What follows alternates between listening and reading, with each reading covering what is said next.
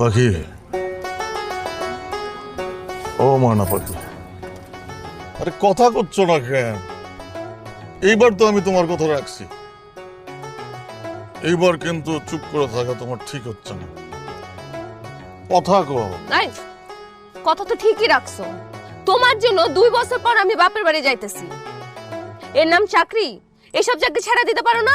কি করবো ক, লোকজন ঠিক মতো কিস্তি দিতে চায় না, ফিল্ডে প্রচুর টাকা পড়ে আছে। এই সব টাকা তুলতে তুলতে কখন যে বছর চলে যায় টেরই পাইনি। তাইলে আমারে বিয়ে করে আনছিল কেন?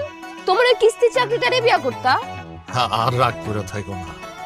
এইবার নিয়ত করছি, অফিস টাইমে অফিসের কাজ, তারপর খালি আমি আর তুমি, তুমি আর আমি। আমার 10টা না 5টা না, একটা মাত্র সুন্দরী ঠান্ডা মাথার বউ। কত ভাগ্যে তোমারে পাইছি।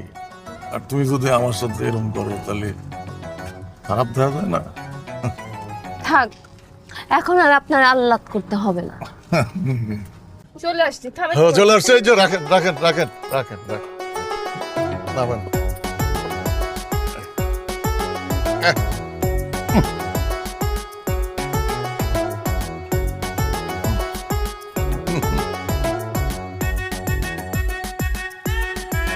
নেন, এই যে।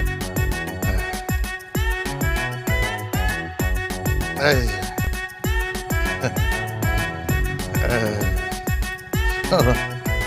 আম্মা, আম্মা, দেখো কে আইছে। আম্মা, কই গেল আম্মা? এই, ফোন লাউড স্পিকারে দাও।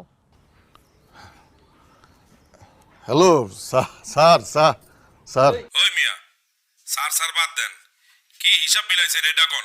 কেন স্যার, আমি তো হিসেব ঠিকঠাক মিলাইতে হয়েছি।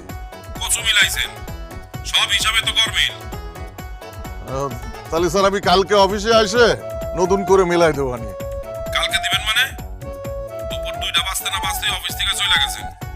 স্যার আমি তো একটু জরুরি আমার শ্বশুর বাড়ি আইছি, কালকে এসে মিলাই দেবো।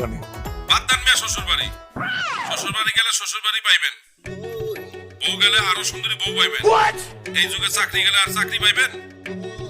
স্যার অফিসে আসবো স্যার, ওই অফিসে এই মুহূর্তে কি আর আসবো? আপনার ভাবি তো আসতে দিচ্ছে না। যেই ভাবি আপনার চাকরির গুরুত্ব বোঝে না, এই ভাবি রাখছেন কি জন্য? এখন আইবেন, নাহলে হিসাবে গরমিল থাকার দায় আপনার চাকরি নট। এই মুহূর্তে